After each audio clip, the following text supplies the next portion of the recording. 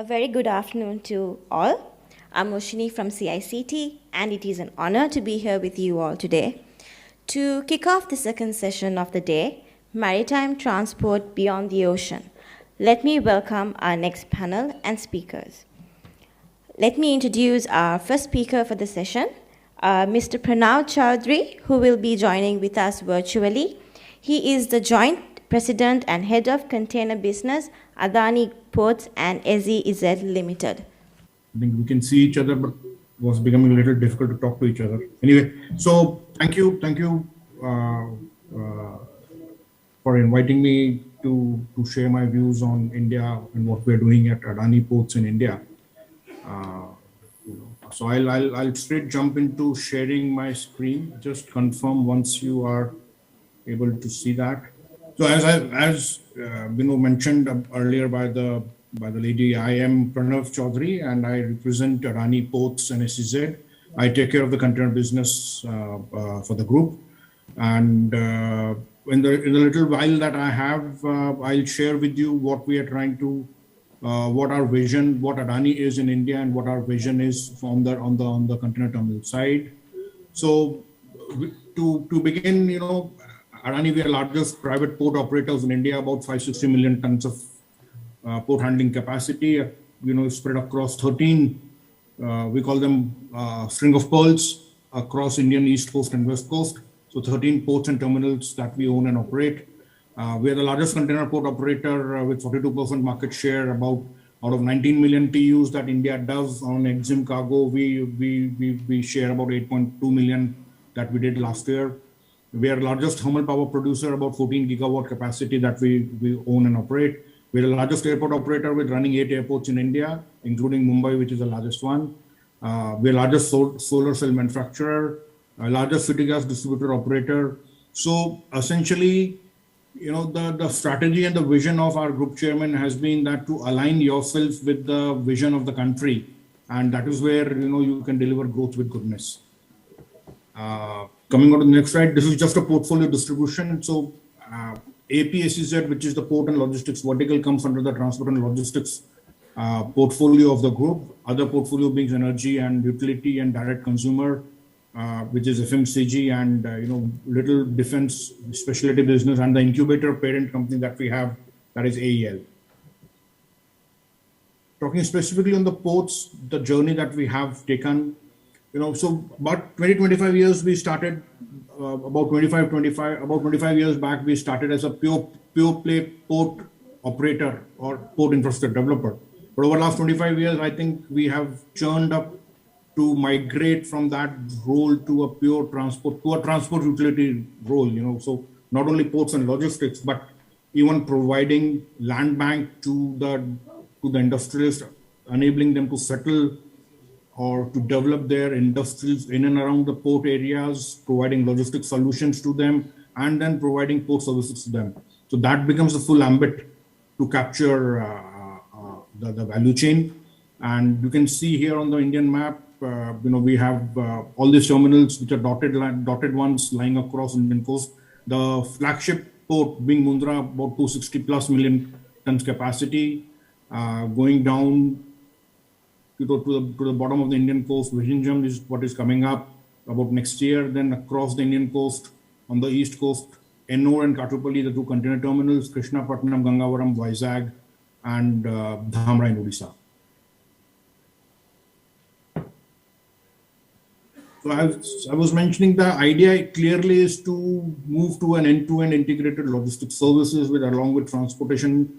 You provide all the facilities and services for capturing and to serve the entire value chain to the customer. An example is Maruti Suzuki, a car manufacturer in India, where we pick up their cars, manufactured cars from their plant near Delhi, and we take it to our ICD in Patli, which is near Delhi, rail it to Mundra, and then ship it out or export it, on road vessel for them.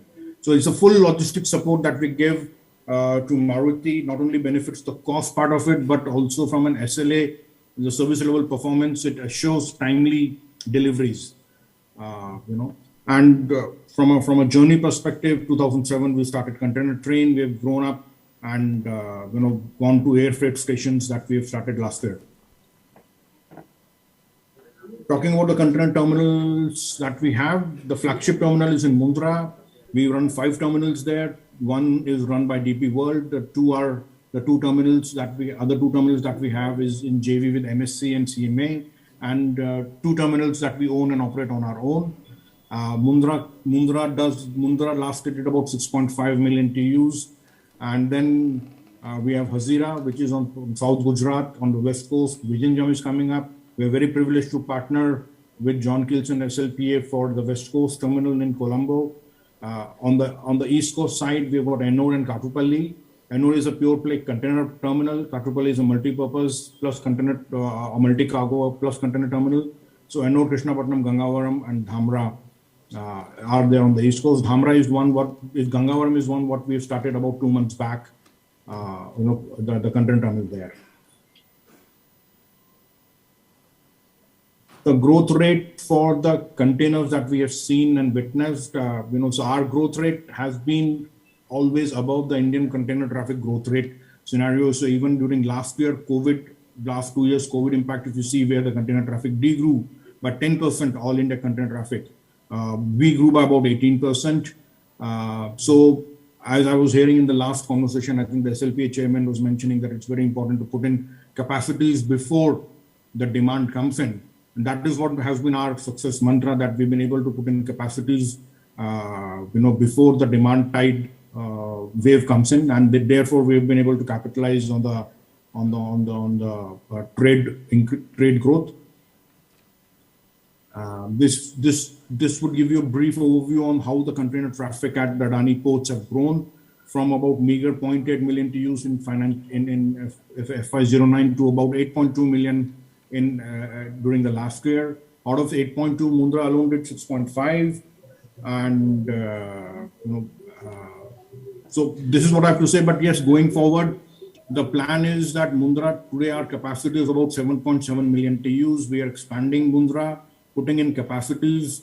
Next 2 years we plan to add about 2 million additional capacity, 2 million TEU additional capacity in Mundra. Katupalli and Ennore. We've been able to garner a significant market share in South India, and Katupalli and Ennore are going in for expansion, adding about 1 million TEU capacity there. So sum and substance, we are very upbeat on the way Indian story is playing out in the entire region on the trade, and we are hopeful to garner a larger portion of market share for this growth. Thank you.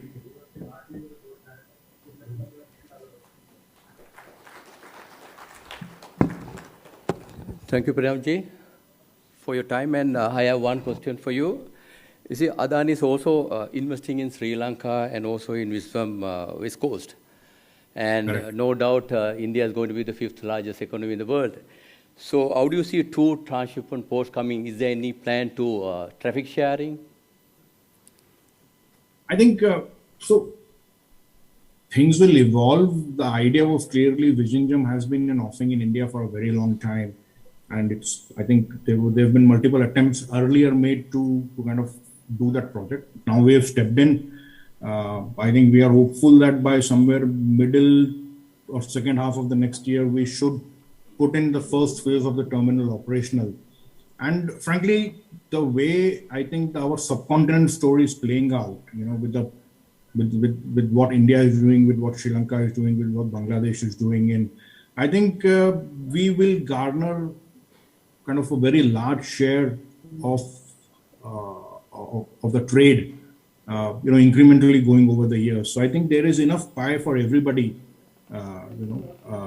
and the size and scale of Vizhinjam will not be of a level where we can talk of one port substituting another port.